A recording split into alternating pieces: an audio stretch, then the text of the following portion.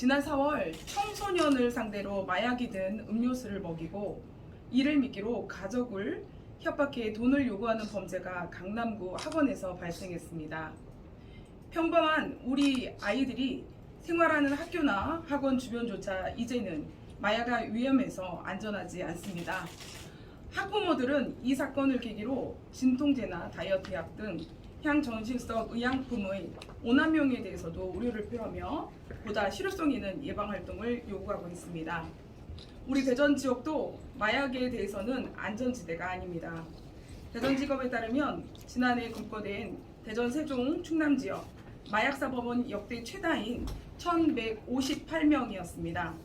이 중 청소년은 411명으로 2017년보다 395% 증가하여서 청소년에서의 증가율이 매우 심각한 상황입니다.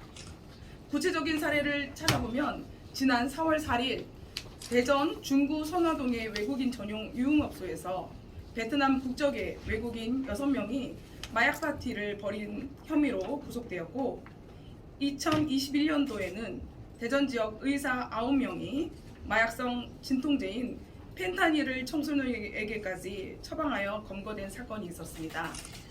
이렇게 처방받은 펜타닐은 학교 화장실에서 흡입한 경우도 알려져서 이제는 학교조차도 마약에 안전하지 않다고 생각되는 큰 사건이 되었습니다.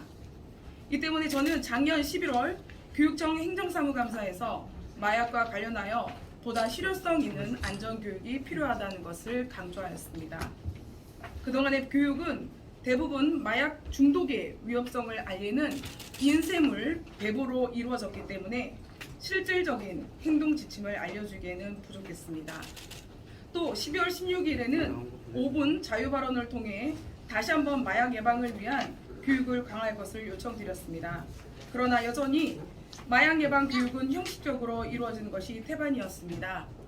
마약 예방 활동은 단순히 교육청뿐만 아니라 우리 사회 전체가 힘을 합해야 한다는 생각으로 오늘 기자회견을 하게 되었습니다. 먼저 국회는 타인에게 마약을 투여하는 행위를 처벌하기 위해 필요한 법을 조속히 제정하여야 합니다. 우리는 마약에 대해 스스로 중독에 빠진다는 선입견을 갖고 있고, 많은 마약 예방 캠페인이 이러한 관점으로 이루어지고 있습니다. 그러나 마약 음료 사건에서 볼 수 있듯이 이제는 몰래 타인에게 마약을 투여함으로써 마약에 중독되게 하는 것을 더 심각하게 보고 이에 대한 예방 활동을 강화해야 합니다. 몰래 타인에게 마약을 투여하는 행위, 속칭, 퐁당 마약은 주로 유흥업소나 술집에서 범행이 이루어졌고 GHB, 필로폰 등이 많이 사용되는 것으로 알려져 있습니다. 현행법상 퐁당 마약을 처벌할 수 있는 근거가 없어 피해자의 생리적 기능에 문제가 생긴 경우에만 상해죄로 처벌 가능하다고 하며, 이러한 사각지대를 해소하기 위한 법안이 현재 발의한 상태입니다. 국회는 조속히 관련 법안을 통과시켜 주시기 바랍니다. 경찰은 마약의 공급이 차단되도록 마약 판매자에 대한 적극적인 수사에 임해 주시기 바랍니다. 경찰청은 4월부터 식약처, 한국마약퇴치운동본부와 공동으로 노 엑시트 릴레이 캠페인을 진행하고 있습니다. 저도 며칠 전에 이 캠페인에 동참한 바 있습니다. 저는 이러한 캠페인의 효과를 무시하지 않습니다. 그러나 경찰은 마약의 공급을 차단하기 위해 조금 더 적극적으로 마약 범죄에 대응해야 합니다. 제가 이번 기자회견을 준비하면서 구글 검색 엔진에서 GHB나 필로폼과 같은 마약 이름으로 검색을 해보니 마약 판매자의 텔레그램 아이디 쉽게 찾을 수 있었습니다. 놀랍게도 실제로 존재하는 아이디였습니다. 아주 쉽게 찾아볼 수 있어서 우리 청소년들이 저에게 사실은 이렇다라는 것을 이렇게 카톡으로 보내줬었습니다. 그래서 실제로 우리가 구글이나 이런 데서 검색을 해보면 아주 쉽게 우리 대전이 중심이 되어서 많은 것을 이렇게 보여주는 그런 모습이었습니다.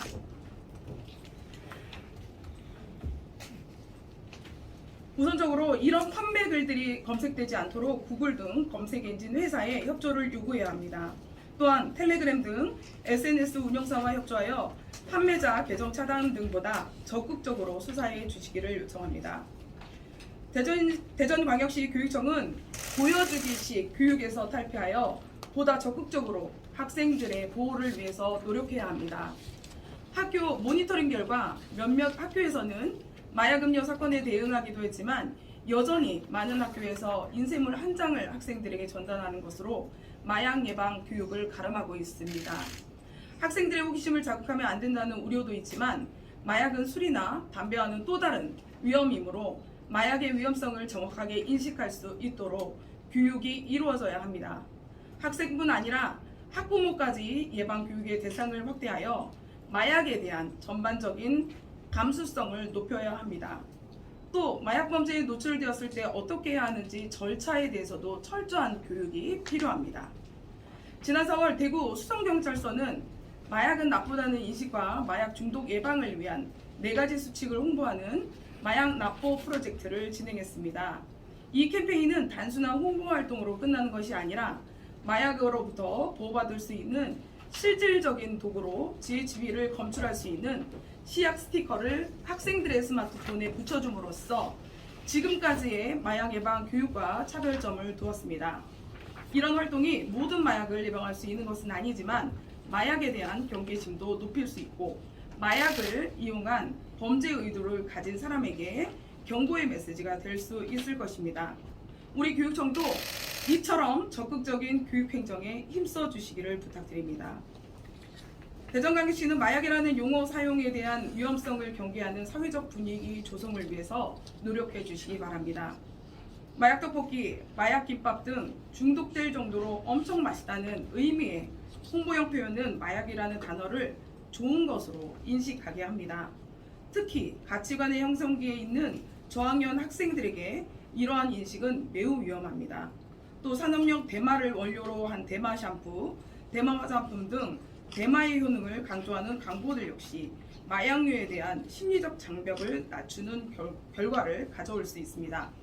제가 이제 마약과 관련된 거를 핸드폰으로 뭐 이렇게 검색을 해서였는지 모르겠지만 이 초대장 대마 화장품 여기 입장하면은 입장료가 무료라는 것이 수시로 핸드폰에서 계속적으로 발송이 되었습니다. 산업용 대마를 원료로 하는 이런 대마 샴푸, 대마 화장품 이렇게 효능을 강조하는 것이 마약류에 대한 심리적 장벽을 낮추는 결과를 가져올 수 있습니다. 최근 시각처가 지방자치단체와 협의를 개최하여 식품 또는 음식점의 명칭에 마약 용어를 사용하는 것을 줄이기 위한 방안을 논의했다고 알려졌는데 적시성 있는 조치라고 생각을 합니다. 대전시는 단지 식품 명칭과 상호뿐 아니라 전반적으로 마약이라는 용어를 긍정적 의미로 사용하지 않도록 강력하게 제재해 주실 것을 당부드립니다. 마지막으로 대전광역시 의회는 마약 예방을 위한 조례를 제정하여 대전시와 교육청이 조례를 근거로 마약 예방 활동을 활발히 수용할 수 있도록 지원해야 합니다. 저는 시의회의 일원으로서 이와 관련하여 교육안전에 대한 기본 틀을 제공하는 대전광역시 교육청 교육안전 기본조례를 발의하였고 현재 입법 예고가 되어 있습니다. 이 조례를 바탕으로 학교 현장에서 학생들의 안전을 위한 활동이 잘 이루어질 수 있도록 지원하고 지속적으로 모니터링하겠습니다.